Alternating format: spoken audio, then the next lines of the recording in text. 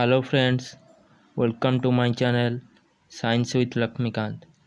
Class 10 के science के chapter को आगे बढ़ाते हुए आज हम chapter 3 metal and non metal को डिस्कशन करेंगे और मेटल और नॉन मेटल की प्रॉपर्टीज़ क्या होते हैं और मेटलॉइड्स क्या होता है और इनका केमिकल रिएक्शन क्या होता है, ये सब जानेंगे। तो चलिए शुरू करते हैं। पहले हम पीरियोडिक टेबल में जाएंगे और यहाँ पर मेटल और नॉन मेटल को देखेंगे और मेटलॉइड्स को भी देखेंगे। तो चलिए चलते हैं। यह है पीरियोडिक टेबल जिसमें 118 एलिमेंट होते हैं और इसमें 90 के करीब मेटल होते हैं और 7 मेटलॉइड्स होते हैं और 22 नॉन मेटल होते हैं। 90 metal, 90 plus metal, 7 metalloids and 22 number of non metal होते हैं। मेटलॉइड्स किसे बोलते हैं? जिसकी प्रॉपर्टी मेटल और नॉन मेटल के बीच होता है, इसे हमें मेटलॉइड्स बोलते हैं। तो देखिए यहाँ पर नॉन मेटल को देखिए सिल्वर कलर में दिया गया है। ये सब नॉन मेटल है। Hydrogen, helium, carbon, nitrogen, oxygen, fluorine, neon, phosphorus, sulphur, chlorine, argon, bromine, krypton, ये सब आयोडीन, ये सब नॉन मेटल है। और मेटल ये सब जो सीमेंट कलर में दिया गया है ये सब मेटल है। और ये 7 metalloids boron, silicon, germanium, arsenic, bismuth, tellurium, polonium, ये 7 मेटलॉइड्स हैं। तो कितने मेटल होते हैं? 90 से ज़्यादा मेटल होते हैं। कितने मेटलॉइड्स होते हैं? 7 मेटलॉइड्स होते हैं। और कितना नॉन मेटल होता है? 22 नॉन मेटल होते हैं। तो चलिए टेक्स्ट बुक की तरफ और मेटल की प्रॉपर्टी को जानेंगे। Physical properties of metal. Metal का प्रॉपर्टीज, फिजिकल प्रॉपर्टीज मतलब इनका स्टेट क्या होता है, इनका कलर क्या होता है, ये हार्ड और सॉफ्ट, ये सब फिजिकल प्रॉपर्टी में जाता है। तो चलिए मेटल की there are followings metal: iron, copper, aluminium, magnesium, sodium, lead, zinc. There are some example of metal. तो चलिए, metals in the pure state have shining surface. Metal जब प्योर स्टेट में होता है इनका सरफेस शाइनिंग जैसा होता है। This property is called metallic lustre. मतलब मेटालिक लक्सचर क्या होता है? मेटल जब प्योर स्टेट में होता है इनका सरफेस शाइन करता है, इसे हम मेटालिक लक्सचर बोलते हैं। Metals are generally hards, the hardness varies from metal to metal. Metal hard होते हैं और इनका हार्डनेस किस मेटल में ज़्यादा हार्ड होता है, किस मेटल में सॉफ्ट होता है, ऐसे ही मेटल से मेटल तक हार्डनेस इनका वेरी करता है। Some metal can be beaten into thin sheets. This property is called malleability. Gold and silver are the most malleable metals. Metal can be beaten into thin sheet. Metal को हम पीट कर thin sheet में बदल सकते हैं। इस property को हम malleability बोलते हैं। The best malleable metals are gold and silver.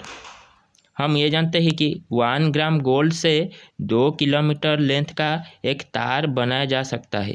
इसे आप याद रखिए, 1 ग्राम की सोने से 2 किलोमीटर का लेंथ का तार बनाया जा सकता है। The ability of metal to be drawn into thin wires is called ductility. Ductility किसे बोलते हैं? मेटल को जब थिन वायर से बदल जाता है इसे डक्टिलिटी बोलते हैं। लेकिन जब metal beaten into thin sheet में बदल जाता है तो इसे मैलिएबिलिटी कहते हैं।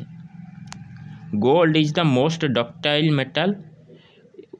About 1 gram of gold there are 2 kilometre of length of wire can be drawn. It is because of their malleability and ductility that metals can be give different shapes according to our needs. Metal की malleability और ductility property के लिए हम metal को different shape में बदल सकते हैं और इसीलिए metal are used for making cooking vessels. इसीलिए मेटल को कुकिंग वेसल बनाने के लिए यूज कराया जाता है। अब हम इस प्रॉपर्टी को देखेंगे। Metals are good conductor of heat. Metal good conductor of heat, ये एक एक्टिविटी दिया गया है, इससे हम ये जानेंगे। हम एक स्टैंड लेंगे और स्टैंड में एक मेटल को ऐड करेंगे और मेटल को इस बर्नर से मेटल को आग से हम आग में दिखाएंगे और यहाँ पर एक पिन रखेंगे, पिन में वैक्स एक मोमबत्ती रखेंगे। किस समय बाद हम देखेंगे कि मोमबत्ती पिघल गया है। ये क्यों हुआ है? ये metal are good conductor of heat. Metal heat conduct करता है, इसीलिए यहाँ से यहाँ तक हीट कंडक्ट हुआ है और मोमबत्ती पिघल चुका है। The above activity shows that metal are good conductors of heat and have high melting point। इनका melting point भी metal का high होता है। The best conductor of heat are silver and copper। Copper and silver are best conductor of heat। Lead and mercury are comparatively poor conductors of heat। मतलब lead और mercury are poor conductors of heat, लेकिन silver and copper are good conductor of heat। अब हम और एक property को जानेंगे। Metal are good conductor of electricity. हम एक बैटरी लेंगे और बैटरी में एक बॉल और स्विच, यहाँ पर स्विच लगाएंगे और यहाँ पर 2 क्लिप लगाएंगे। क्लिप के बीच में जब हम एक मेटल को कनेक्ट कर देंगे तो हम देखें कि बल्ब ग्लो हुआ है। मतलब मेटल क्या करता है? इलेक्ट्रिसिटी को कंडक्ट करता है। तो हम ये भी कह सकते हैं कि metals are good conductors of electricity. You must have seen that wires that carry current in your homes have a coating of polyvinyl chloride (PVC) or a rubber-like material। Why are electric wires are coated with this substance? क्योंकि electric wire electricity conduct करता है, इसके जब हम coating नहीं देंगे तो हमें शॉक लग सकता है, इसीलिए यहाँ पर पॉलीविनाइल क्लोराइड और रबर के मटेरियल से एक कोटिंग कराया जाता है।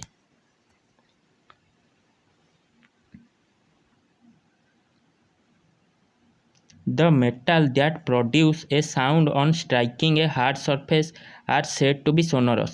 मतलब मेटल जब एक हार्ड सरफेस में स्ट्राइक करता है तो ये साउंड प्रोड्यूस करता है और इसे हम सोनरस कहते हैं।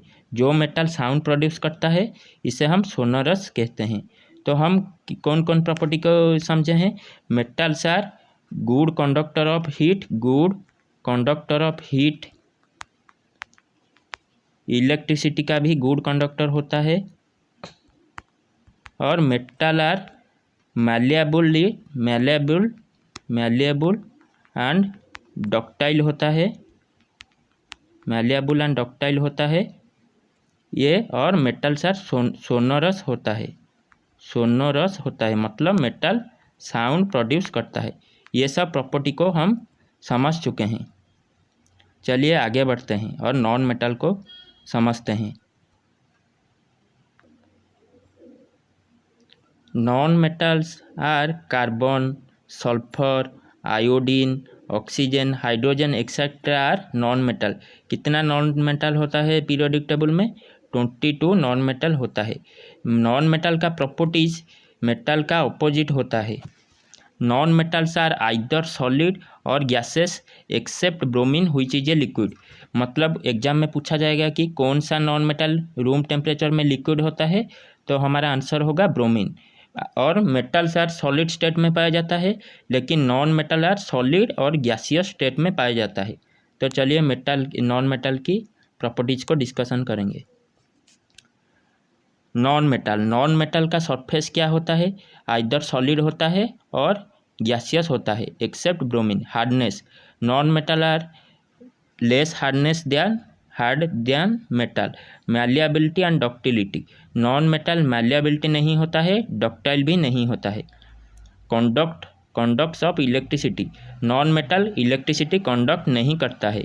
सोनोरिटी, लेकिन नॉन मेटल भी सोनोरस नहीं होता है। और मेटल को हम समझेंगे, मेटल का सरफेस शाइनिंग सरफेस होता है, मेटल हार्ड होता है, मेटल मैलिएबल होता है और डक्टाइल होता है। मेटल हीट और इलेक्ट्रिसिटी को कंडक्ट करता है और मेटल जब हार्ड सरफेस को स्ट्राइक करता है तो ये साउंड प्रोड्यूस करता है। इसे हम सोनोरिटी कहते हैं। अब हम सम एक्सेप्शन के बारे में समझेंगे जिनका और ये एग्जाम के लिए बहुत ही इम्पोर्टेंट होता है। ये मेटल और नॉन मेटल का एक्सेप्शन होता है। All metal except mercury exist as a solid at a room temperature. मतलब मर्क्यूरी एक मेटल होता है और ये लिक्विड की स्टेट में रहता है, लेकिन सभी मेटल्स रूम टेम्परेचर में सॉलिड स्टेट में रहते हैं except mercury which is found in liquid state. Metals have high melting or boiling point except gallium and cesium which is very low melting point। मतलब सभी मेटल का melting point high होता है। किससे छोड़ के? गैलियम और सीजियम को छोड़ के सभी मेटल का मेल्टिंग पॉइंट हाई होता है। Iodine is a non metal but it is luxurious. मतलब आयोडीन एक नॉन मेटल होता है लेकिन ये लक्सचर होता है। Carbon is a non metal that can exist in different form. मतलब कार्बन एक नॉन मेटल होता है लेकिन इसका डिफरेंट फॉर्म में ये होता है। Each form is called allotropes. Carbon का डिफरेंट फॉर्म को हम क्या कहते हैं? आलोट्रोप कहते हैं। डायमंड, ग्राफाइट, ये सब फुलरिन, ये सब कार्बन का एक आलोट्रोप होता है। Diamond an allotrope of carbon is the hardest natural substance known and has a very high melting and boiling point. Diamond carbon का एक आलोट्रोप होता है जो कि सबसे हार्डेस्ट होता है और ये इसका मेल्टिंग और बॉइलिंग पॉइंट हाई होता है। Graphite another allotrope of carbon is a conductor of electricity. और ग्राफाइट सॉफ्टी होता है, मतलब ग्राफाइट हार्ड नहीं होता है और ये इलेक्ट्रिसिटी को कंडक्ट करता है, लेकिन डायमंड इलेक्ट्रिसिटी को कंडक्ट नहीं करता है। Alkali metals such as lithium, sodium, potassium are so soft that they can be cut with a knife। मतलब सोडियम पोटासियम एक अल्काली मेटल्स होता है जो कि बहुत ही सॉफ्ट होते हैं और इससे इतना सॉफ्ट होते हैं कि हम इसे नाइफ से कट भी कर सकते हैं। They have low densities and low melting point. Elements can be more clearly classified as metal and non metal on the basic of their chemical properties. अब हम मेटल और नॉन मेटल के chemical properties को समझेंगे। इससे पहले मैं metalloids को आप समझा देती हूँ। मेटालॉइड्स क्या होता है? जिनका प्रॉपर्टी मेटल और नॉन मेटल के बीच में रहता है। मतलब मेटालॉइड्स थोड़ा थोड़ा मेटल के जैसा होते हैं और इनका प्रॉपर्टी नॉन मेटल से भी मिलती जुलती रहती है। Most non metals produce acidic oxide when dissolve in water. मतलब नॉन मेटल जब वाटर में डिजॉल्व होता है तो ये एसिडिक ऑक्साइड प्रोड्यूस करता है। On the other hand most metals give rise to basic oxide. Metal जब वाटर में रिएक्ट करता है, डिजॉल्व होता है, तो ये बेसिक ऑक्साइड फॉर्मेशन करता है। अब हम ये क्वेश्चन को समझेंगे। Give an example of metal which is liquid at room temperature. कौन सी मेटल रूम टेम्परेचर में लिक्विड होता है? मर्क्यूरी। मर्क्यूरी का सिंबल होता है Hg। ये रूम टेम्परेचर में लिक्विड स्टेट में रहता है। Can be easily cut with a knife. कौन सा मेटल नाइफ में इजीली कट हो सकता है?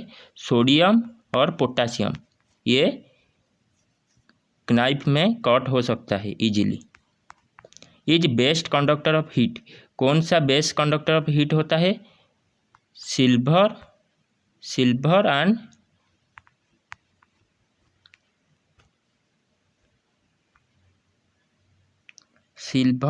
And copper are the good conductors of heat. Poor conductor of heat. Poor conductor of heat कौन होता है? Mercury and lead. Mercury and lead are poor conductor of heat. Explain the meaning of malleable and ductile. Malleable और ductile का meaning आप explain कीजिए, ये book में दिया गया है। अब हम देखेंगे chemical properties of metal. Metal की केमिकल प्रॉपर्टीज को हम देखेंगे। What happens when metal are burn in air. मतलब ये कहता है कि मेटल जब एयर में बॉर्न होता है, एयर में ऑक्सीजन होता है, मतलब मेटल जब ऑक्सीजन के साथ रिएक्ट करता है तो क्या फॉर्मेशन करता है ये हम देखेंगे।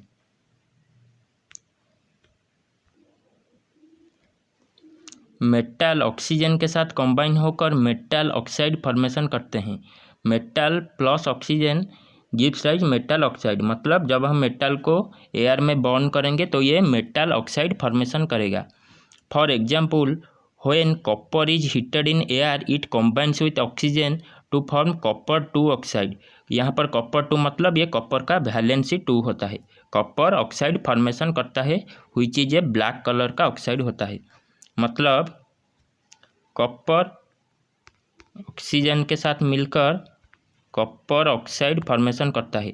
अब हम इक्वेशन को बैलेंस करेंगे। यहाँ पर कॉपर 1 है, यहाँ पर भी कॉपर 1 है, और यहाँ 2 ऑक्सीजन है, यहाँ पर 2 रखेंगे, और यहाँ पर कॉपर 2 हो गया तो यहाँ पर भी 2 रखेंगे। यहाँ पर देखिए 2 कॉपर, यहाँ पर भी 2 कॉपर, यहाँ पर 2 ऑक्सीजन, यहाँ पर भी 2 ऑक्सीजन। ये बैलेंस हो चुका है।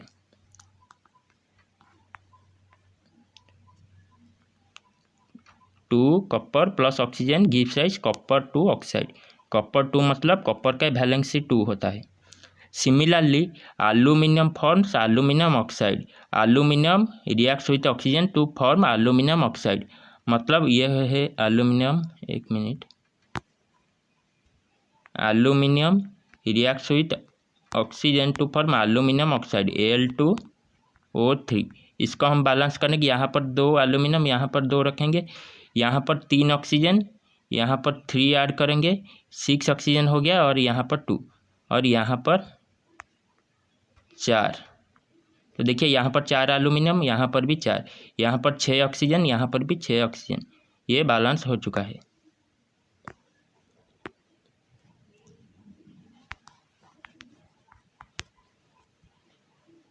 Recall from chapter 2 how copper oxide reacts with hydrochloric acid. Copper oxide जब हाइड्रोक्लोरिक एसिड के साथ रिएक्ट करता है तो कॉपर क्लोराइड फॉर्मेशन करता है।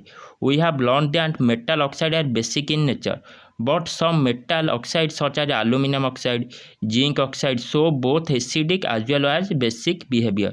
Such metal oxide which react with both acid as well as base to produce salt and water are known as amphoteric oxide. ये बहुत इम्पोर्टेंट है। एम्फोटेरिक ऑक्साइड मतलब ये एक ऐसा मेटल ऑक्साइड होता है जो बोथ एसिड और बोथ बेस के साथ मिलकर सॉल्ट एंड वाटर फॉर्मेशन करते हैं। इसे हम एम्फोटेरिक ऑक्साइड बोलते हैं। एम्फोटेरिक ऑक्साइड का एक एग्जाम्पल होता है एल्यूमिनियम ऑक्साइड Al2O3। ये बोथ एसिड और बेस के साथ रिएक्ट करता है। तो चलिए एक रिएक्शन को देखेंगे। Aluminium oxide Al2O3 reacts with acid 6HCl hydrochloric acid to form aluminium chloride and water. मतलब HCl एक एसिड है, HCl यहाँ पर ये एसिड है, और एल्यूमिनियम ऑक्साइड यहाँ पर बेस की तरह रिएक्ट करता है। एसिड और बेस मिलकर ये एक सॉल्ट और वाटर फॉर्मेशन करते हैं। एसिड के साथ एल्यूमिनियम ऑक्साइड जो कि एक बेस की तरह यहाँ पर रिएक्ट करता है। इससे ही aluminium oxide reacts with NaOH। NaOH मतलब सोडियम हाइड्रोक्साइड। सोडियम हाइड्रोक्साइड क्या होता है? एक बेस होता है। ये एक बेस होता है। बेस के साथ यहाँ पर एल्यूमिनियम ऑक्साइड एसिड की तरह रिएक्ट करता है, इसीलिए हमें एक सोडियम एल्यूमिनेट एंड वाटर मिलता है। तो हम ये देखें कि यहाँ पर एल्यूमिनियम ऑक्साइड एसिड की तरह बिहेव कर रहा है, बेस की तरह, और यहाँ पर एसिड की तरह बिहेव कर रहा है। मतलब ये बोथ एसिड एंड बेसिक की तरह रिएक्ट करता है, और इसे हमें एम्फोटेरिक ऑक्साइड बोलते हैं। तो एक एग्जाम्पल होता है एम्फोटेरिक ऑक्साइड का, aluminium oxide is a amphoteric oxide. Most metal oxides are insoluble in water, but some of these dissolve in water to form alkalis. alkalis किसे बोलते हैं? एक अल्काली एक बेस होता है जो कि वाटर में सॉल्युबल होता है, इसे हम अल्काली बोलते हैं। जिस बेस वाटर में सॉल्युबल होता है इसे हमें अल्कालिस कहते हैं। Sodium oxide and potassium oxide dissolve in water to produce alkalis as follow। Sodium oxide का फॉर्मूला होता है Na2O। यहाँ पर 2 क्यों है? क्योंकि ऑक्सीजन का वैलेंसी 2 है। वाटर के साथ रिएक्ट करके सोडियम हाइड्रोक्साइड फॉर्मेशन करता है। ऐसे ही पोटेशियम ऑक्साइड K2O वाटर के साथ मिलकर पोटेशियम हाइड्रोक्साइड फॉर्मेशन करते हैं। ये एक अल्काली होते हैं। सोडियम ऑक्साइड और पोटेशियम ऑक्साइड एक अल्कालिस होते हैं।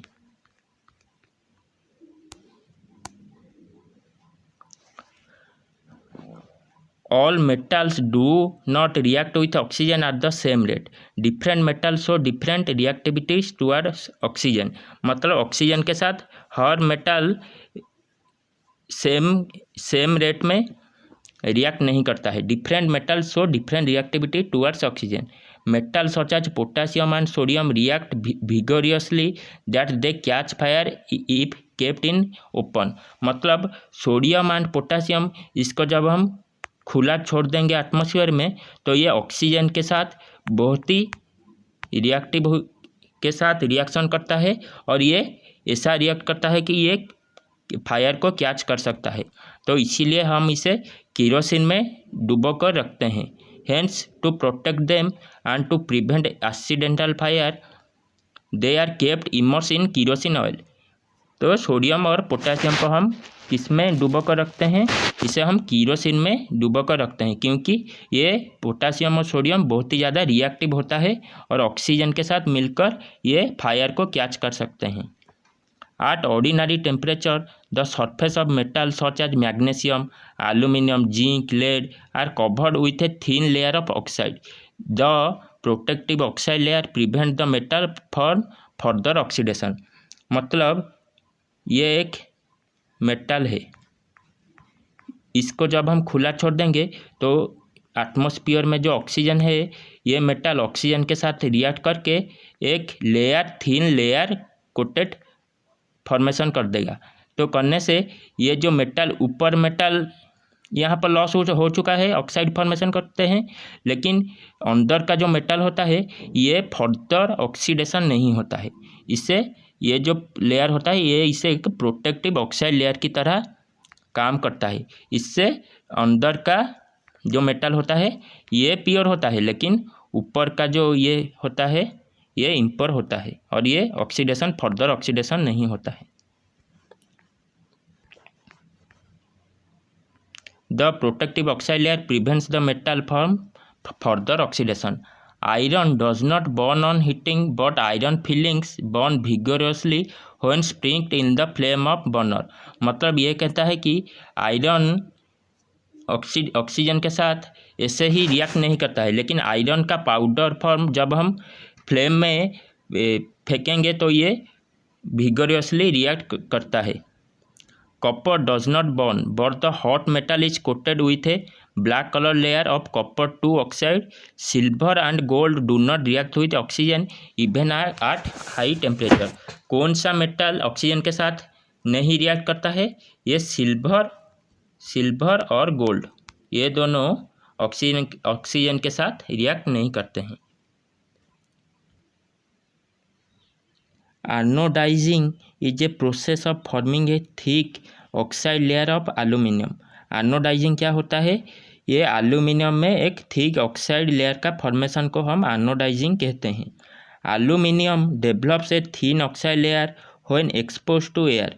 मतलब जब हम एल्यूमिनियम को एयर में एक्सपोज करेंगे तो ये एक थिन ऑक्साइड फॉर्मेशन करता है। This aluminium oxide coat makes it resistance to further corrosion.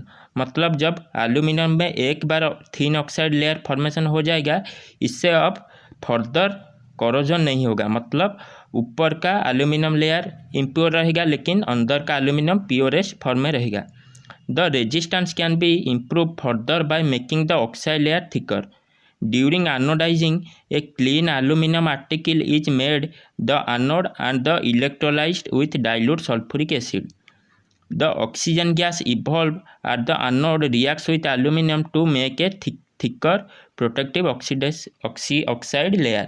मतलब जो ऑक्सीजन गैस इवॉल्व हुआ है ये एल्यूमिनियम के साथ मिलकर एक thicker protective oxide layer formation करता है। इससे अंदर का जो एल्यूमिनियम होता है ये कोरोड नहीं होता है। This oxide layer can be dyed easily to give aluminum articles an attractive finish.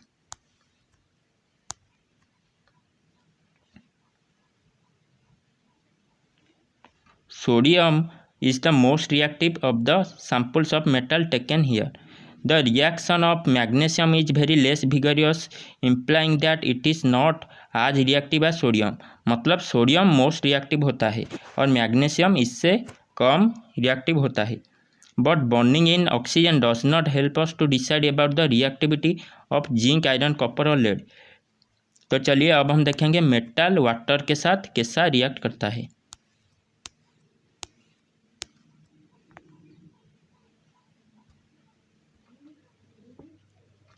Metal जब वाटर के साथ रिएक्ट करता है तो मेटल ऑक्साइड और हाइड्रोजन गैस रिलीज करता है.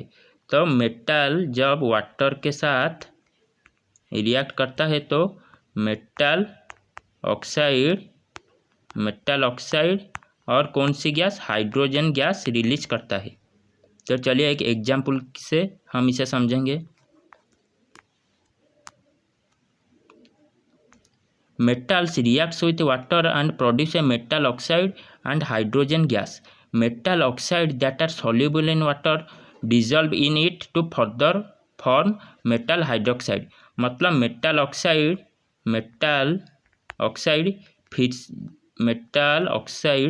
जो कि वाटर में डिजल्व होता है, ये वाटर के साथ मिलकर फर्दर मेटल हाइड्रोक्साइड फॉर्मेशन करता है. Metal plus water gives metal oxide plus hydrogen. ये जो मेटल ऑक्साइड फॉर्मेशन हुआ है ये फिर से वाटर के साथ मिलकर मेटल हाइड्रोक्साइड फॉर्मेशन करता है. Metals like potassium and sodium react violently with cold water. In case of sodium and potassium the reaction is so violent and exothermic that the evolved hydrogen immediately catches fire. मतलब जब sodium और potassium को हम cold water के साथ react करेंगे तो ये एक एक्सोथर्मिक प्रोसेस होता है. मतलब इससे हमें एनर्जी रिलीज होता है और जो हाइड्रोजन गैस रिलीज होता है ये इमीडिएटली फायर को कैच करता है. यहाँ पर देख, potassium plus water gives rise potassium hydroxide plus hydrogen gas and energy. ऐसे ही सोडियम वाटर के साथ रिएक्ट करके सोडियम हाइड्रोक्साइड के साथ हाइड्रोजन गैस और एनर्जी रिलीज करता है. ऐसे ही कैल्शियम वाटर के साथ रिएक्ट करके calcium hydroxide CaOH2 calcium hydroxide and hydrogen gas formation करता है. तो मेटल वाटर के साथ मिलकर मेटल ऑक्साइड फॉर्मेशन करते हैं और मेटल ऑक्साइड को वाटर में रिएक्ट करने से मेटल हाइड्रोक्साइड फॉर्मेशन होता है. The reaction of calcium with water is less violent. The heat evolve is not sufficient for the hydrogen to catch fire. मतलब सोडियम और पोटासियम के साथ जब हम वाटर को रिएक्ट करेंगे तो हीट एनर्जी रिलीज होता है और ये फायर को कैच कर सकते हैं.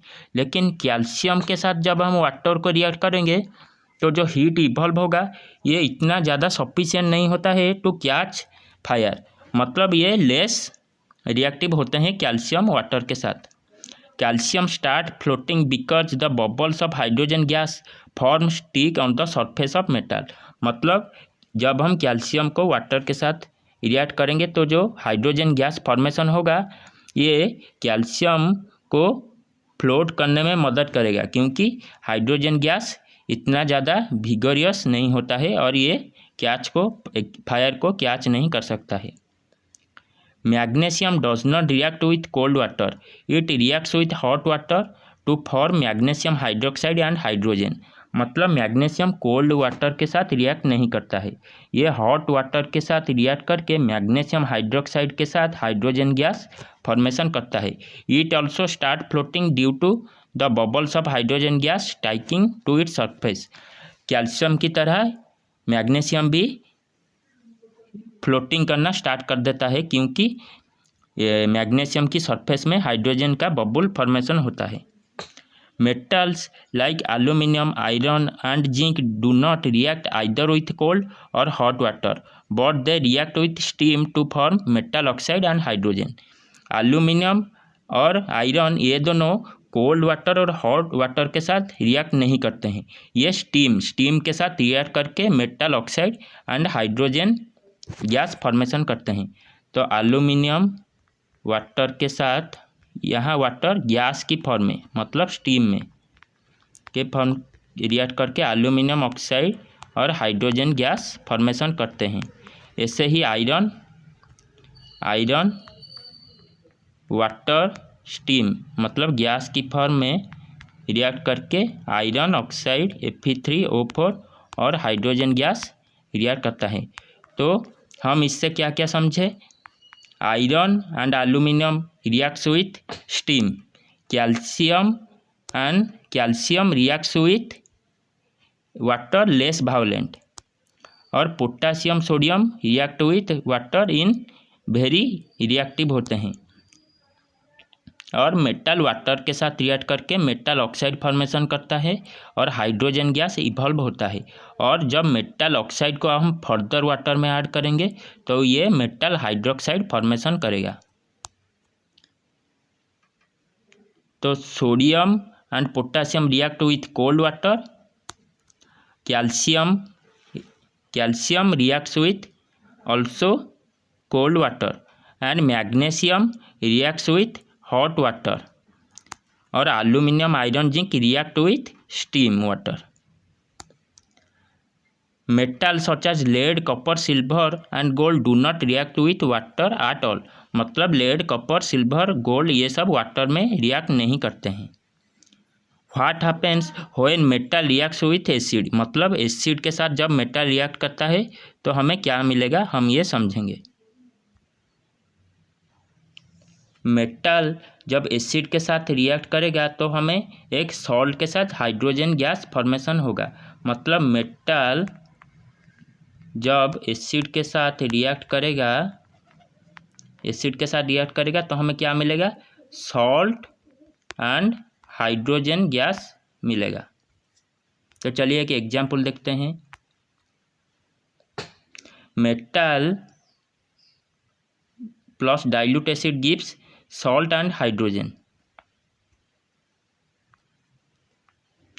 Write equation for the reaction of magnesium, aluminum, zinc and iron with dilute hydrochloric acid। तो चलिए हम मैग्नीशियम, एल्यूमिनियम, जिंक और आयरन को डाइल्यूट HCl से ऐड करके देखेंगे कि क्या इक्वेशन बनता है। तो चलिए पहले हम आयरन को लेंगे। आयरन का फॉर्मूला आता है Fe। ये जब हाइड्रोक्लोरिक के साथ रिएक्ट करेगा तो हमें आयरन क्लोराइड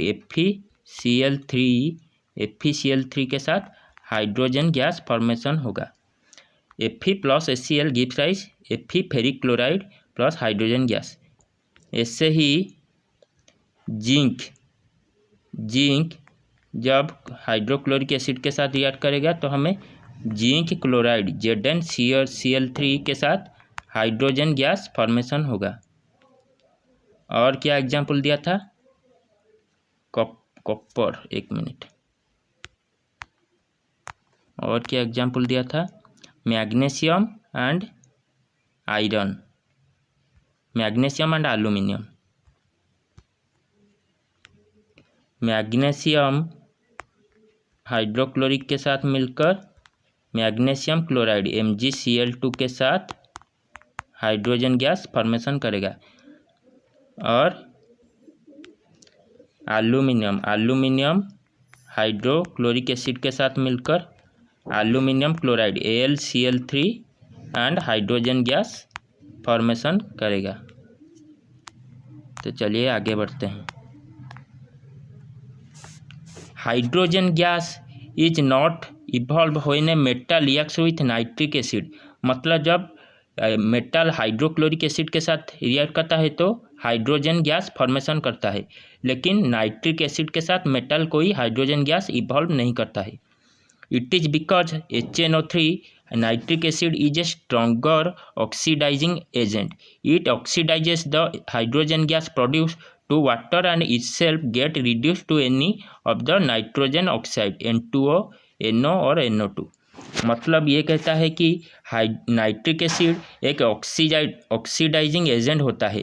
ये जो हाइड्रोजन गैस फॉर्मेशन होता है मेटल से, ये इसको ऑक्सीडाइज करके वाटर में कन्वर्ट कर देता है और खुद एक नाइट्रोजन ऑक्साइड में बदल जाता है। But magnesium and manganese react with very dilute HNO3 to evolve hydrogen gas. लेकिन magnesium and manganese diluted nitric acid के साथ रिएक्ट करके हाइड्रोजन गैस फॉर्मेशन करते हैं। The reaction was also most exothermic in the case. मतलब ये सब reaction exothermic होता है। The reactivity decreases in the order magnesium, aluminium, zinc, ferrum.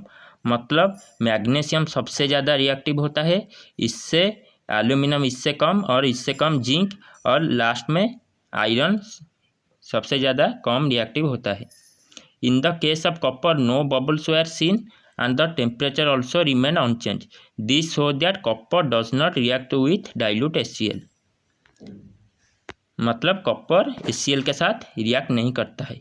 अब हम एक्वा रेजिया क्या होता है इसे हम समझेंगे। एक्वा रेजिया एक सॉल्यूशन होता है जिसमें hydrochloric acid and nitric acid HNO3 3:1 ratio में होता है। मतलब HCO 3 अनुपात में होता है और नाइट्रिक एसिड 1 अनुपात में होता है। ये दोनों मिलकर एक्वा रेजिया फॉर्मेशन करते हैं। एक्वा रेजिया में जब हम सोने को डालेंगे तो ये सोने को पिघल देता है।